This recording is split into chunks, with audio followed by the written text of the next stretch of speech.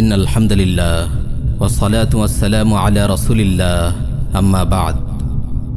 গত পর্বে আমরা কিয়ামতের ছোট আলামতগুলো নিয়ে আলোচনা করেছিলাম। আজ আমরা আলোচনা করব কিয়ামতের বড় আলামতগুলো নিয়ে। কিয়ামতের ছোট আলামতগুলো দেখে বোঝা যায় কিয়ামত ঘনিয়ে আসছে, আর বড় আলামতগুলো দেখে নিশ্চিত হওয়া যায় কিয়ামত সংগঠিত হওয়ার মূল প্রক্রিয়া শুরু হয়ে গেছে। সহিহ মুসলিমে এসেছে, সাইয়্যিদুনা হুযায়ফা বিন আসিদ আল গিফারি রাদিয়াল্লাহু আনহু বলেন, একবার আমরা আলোচনা করছিলাম, রাসূল সাল্লাল্লাহু আলাইহি ওয়াসাল্লাম আমাদের আওয়াজ শুনলেন।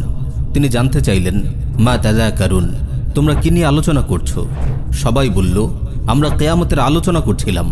তখন তিনি বললেন, ইন্নাহা লান তাকুমা হাত্তা তারাউনা ক্বাবলাহা 10 আয়াতিন, কিয়ামত সংগঠিত হবে না যতক্ষণ না এর পূর্বে 10টি আলামত প্রকাশ পায়। এই বলে তিনি একে একে 10টি আলামত উল্লেখ করলেন। তিনি বললেন, 1 ধোঁয়া, 2 দাজ্জাল, 3 দাব্বাতুল আরদ, 4 পশ্চিম দিকে সূর্যোদয়, 5 আসমান থেকে ঈসা আলাইহিস সালামের অবতরণ, 6 ইয়াজুজ মাজুজের আবির্ভাব, 7 প্রাচ্যে ভূমিধস, 8 পাশ্চাত্যে ভূমিধস, 9 জাজিরাতুল আরবে ভূমিধস, 10 ইয়েমেন থেকে প্রকাশিত আগুন, যেটি সকল মানুষকে হাসরের ময়দানে সমবেত করবে। এছাড়াও অন্যান্য অনেক হাদিসে আরও আলামতের কথা এসেছে। প্রিয় ভাই ও বোন, আজ আমরা কিয়ামতের বড় আলামত সম্পর্কিত সবগুলো হাদিসকে সামনে রেখে উল্লেখযোগ্য বড় আলামতগুলো আপনাদের সাথে আলোচনা করব ইনশাআল্লাহ। তবে আমরা হাদিসে বর্ণিত আল মালহামাতুল উজমা তথা মানব ইতিহাসের সর্ববৃহৎ মহাযুদ্ধ, বিশ্বজুড়ে খেলাফা আলা মিনহাজিন নবুয়া পুনঃপ্রতিষ্ঠা ইত্যাদি থেকে শুরু করে সবগুলো ঘটনার বিস্তারিত বর্ণনা ও ঘটনার ধারাবাহিকতা এই পর্বে উল্লেখ করব না। আমরা বিচ্ছিন্নভাবে বড় আলামতগুলো বলেই শেষ করব। আলাদা আলাদা পর্বে আমরা ধারাবাহিকভাবে শেষ জামানার ঘটনা প্রবাহ বিস্তারিত তুলে ধরব ইনশাআল্লাহ। 1 ইমাম মাহদির আবির্ভাব। কিয়ামতের পূর্বে পৃথিবীতে যখন জুলুম, ফাসাদ, নাফরমানি ব্যাপকভাবে ছড়িয়ে পড়বে, তখন ইমাম মাহদির আবির্ভাব ঘটবে। তার নেতৃত্বে গোটা উম্মতে মুসলিমা একত্রিত হবে। তিনি গোটা পৃথিবীকে ন্যায় ও ইনসাফে ভরে তুলবেন। রাসূল সাল্লাল্লাহু আলাইহি ওয়াসাল্লাম ইরশাদ করেন, আল মাহদিয়্যু মিন্নি আজলাল জাবহা আকনাল আনফ ইয়ামলাউল আরদা কিসতান ওয়া আদলা কামা মুলিআত জাওরান ওয়া যুলমা ইয়ামলিকু 7 সিনিন। মাহদি আমার বংশ থেকে আসবে, তার কপাল প্রশস্ত এবং নাক উঁচু হবে। তিনি পৃথিবীকে ন্যায় ও ইনসাফে ভরে তুলবেন, যেভাবে সেটি অন্যায় ও জুলুমে ভরেছিল। তিনি 7 বছর রাজত্ব করবেন। প্রিয় ভাই ও বোন, ইমাম মাহদি কে হবেন? তিনি কখন আবির্ভূত হবেন? তার শারীরিক বৈশিষ্ট্য কেমন হবে? তিনি কি কি কাজ করবেন? ইত্যাদি প্রশ্নের উত্তর নিয়ে আমরা আলাদা পর্বে আলোচনা করব ইনশাআল্লাহ। 2 দাজ্জালের আত্মপ্রকাশ। শেষ জামানায় দাজ্জালের আবির্ভাব ঘটবে। সে নিজেকে রব দাবি করবে। মানুষের ঈমান পরীক্ষা করার জন্য আল্লাহ তাআলা তাকে অনেক অলৌকিক ক্ষমতা দান করবেন। দাজ্জাল সশরীরে আত্মপ্রকাশ করবে। একদল বিভ্রান্ত লোক মনে করে দাজ্জাল কোনো শরীরী ফিতনা নয়। বর্তমান পাশ্চাত্য সভ্যতাই দাজ্জাল। এটি সম্পূর্ণ মন গড়া একটি ধারণা। দাজ্জাল মানব ইতিহাসের সর্ববৃহৎ ও সর্বাধিক ভয়াবহ ফিতনা। রাসূল সাল্লাল্লাহু আলাইহি ওয়াসাল্লাম ইরশাদ করেন, মা বুইসা নাবিয়্যুন ইল্লা আনযারা উম্মাতাহু আল আ'ওয়ার আল কাযযাব আলা ইন্নাহু আ'ওয়ার ওয়া ইন্না রাব্বাকুম লাইসা বিআ'ওয়ার ওয়া ইন্না বাইনা আইনাইহি মাকতুবুন কাফির। যত নবী পৃথিবীতে প্রেরিত হয়েছেন সবাই কানা মিথ্যুকের ব্যাপারে উম্মতকে সতর্ক করেছেন। মনে রেখো, সে কানা, আর তোমাদের রব কানা নন। তার 2 চোখের মাঝে কাফির লেখা থাকবে। এখানে রাসূল সাল্লাল্লাহু আলাইহি ওয়াসাল্লাম কানা মিথ্যুক বলে দাজ্জালের কথা বুঝিয়েছেন। দাজ্জাল নিয়ে আলাদা পর্বে আমরা বিস্তারিত আলোচনা করব ইনশাআল্লাহ। 3 আসমান থেকে ঈসা আলাইহিস সালামের অবতরণ। কিয়ামতের বড় আলামতগুলোর একটি হলো আসমান থেকে ঈসা আলাইহিস সালামের অবতরণ। তিনি সিরিয়ার দামেস্কে অবতরণ করবেন। তিনি এসে দাজ্জালকে হত্যা করবেন। রাসূল সাল্লাল্লাহু আলাইহি ওয়াসাল্লাম ইরশাদ করেন, ওয়াল্লাযী নাফসি বিয়াদিহি লা ইউশিকান্না আন ইয়ানজিলা ফীকুম ইবনু মারইয়াম হাকামান মুকসিতা ফায়াকসিরাস সালিব ওয়া ইয়াকতুলাল খিনজির ওয়া ইয়াদাআল জিজিয়া ওয়া ইয়াফিযাল মাল হাত্তা লা ইয়াকবালাহু আহাদ। সেই সত্তার কসম যার হাতে আমার প্রাণ, সেই সময় সমাগত যখন ঈসা বিন মারিয়াম তোমাদের মাঝে একজন ন্যায়পরায়ণ শাসক রূপে আবির্ভূত হবেন। তিনি ক্রুশ ভেঙে ফেলবেন, শূকর হত্যা করবেন এবং জিজিয়া রহিত করবেন।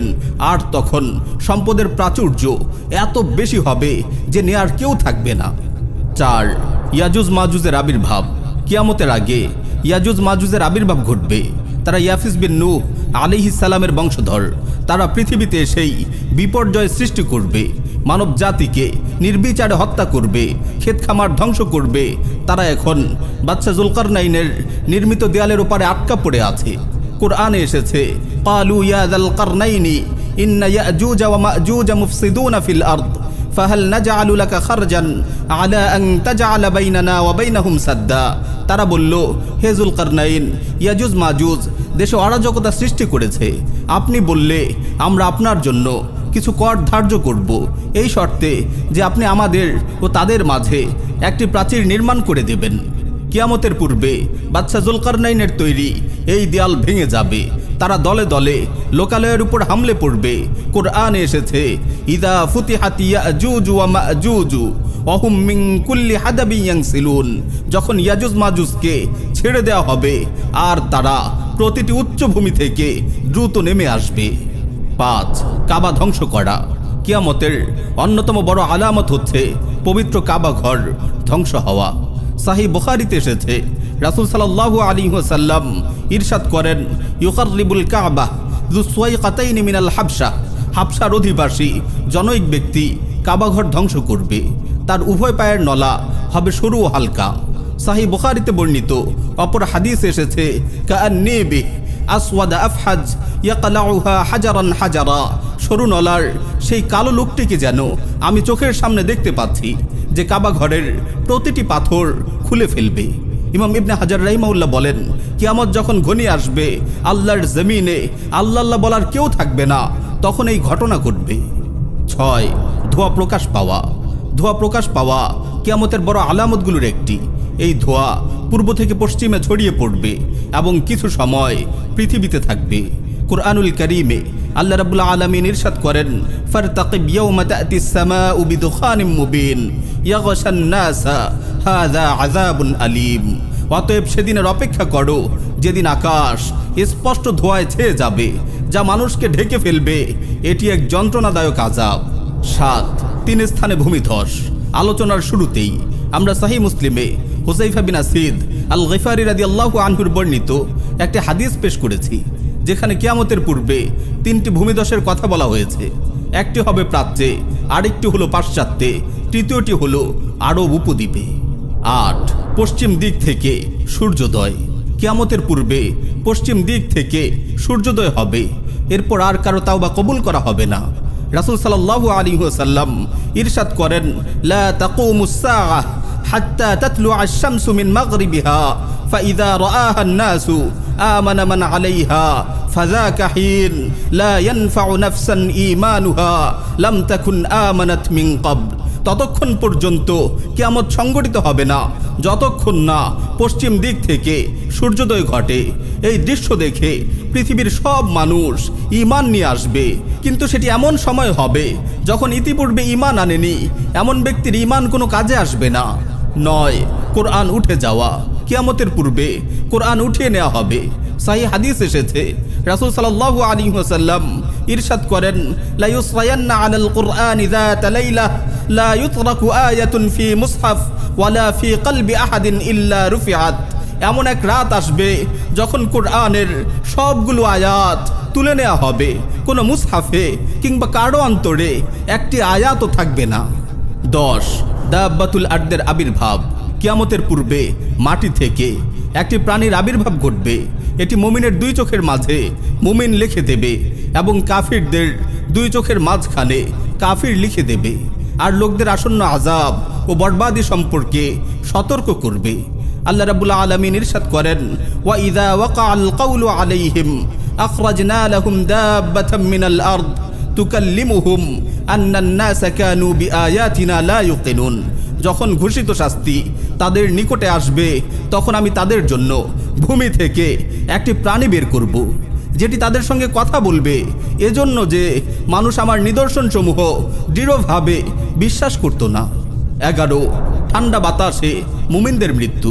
কিয়ামতের পূর্বে যখন কুরআন তুলে নেওয়া হবে, ইলম তুলে নেওয়া হবে, তখন এক ধরনের মৃদুমন্দ শীতল হাওয়া প্রবাহিত হবে, যে হাওয়া সকল মুমিনের মৃত্যু ডেকে আনবে। একজন মুমিন অবশিষ্ট থাকবে না, দুনিয়াতে কেবল মন্দ লোকেরাই থেকে যাবে। তাদের উপরই কিয়ামত সংগঠিত হবে। সাহিহ মুসলিমে এসেছে, রাসূল সাল্লাল্লাহু আলাইহি ওয়াসাল্লাম ইরশাদ করেন, ইন্নাল্লাহা ইয়াবআসু রিহান মিনাল ইয়ামান আলয়ানা মিনাল হারির ফালা তাদাউ আহাদান ফি কলবিহি মিন ঈমানিন ইল্লা কাবাদাতহু। আল্লাহ রাব্বুল আলামিন ইয়েমেনের দিক থেকে মৃদুমন্দ এক বাতাস প্রবাহিত করবেন, যেটি রেশমের চেয়েও কোমল। এই বাতাস সকল মুমিনের মৃত্যু ডেকে আনবে। 12 আগুন প্রকাশ পাওয়া। কিয়ামতের সর্বশেষ আলামত হলো আগুন। সুনান আবু দাউদে সহিহ সনদে বর্ণিত হয়েছে, রাসূল সাল্লাল্লাহু আলাইহি ওয়াসাল্লাম ইরশাদ করেন, তাখরুজু নারুম মিনাল ইয়ামান মিন কারি আদান তাসুকুন নাসা ইলাল মাহশার। ইয়েমেনের আদান অঞ্চলের নিম্নভূমি থেকে একটি আগুন বের হবে, যেটি সকল মানুষকে তাড়িয়ে হাসরের ময়দানে সমবেত করবে। ওয়া আখিরু দাওয়ানা আনিল হামদুলিল্লাহি রাব্বিল আলামিন।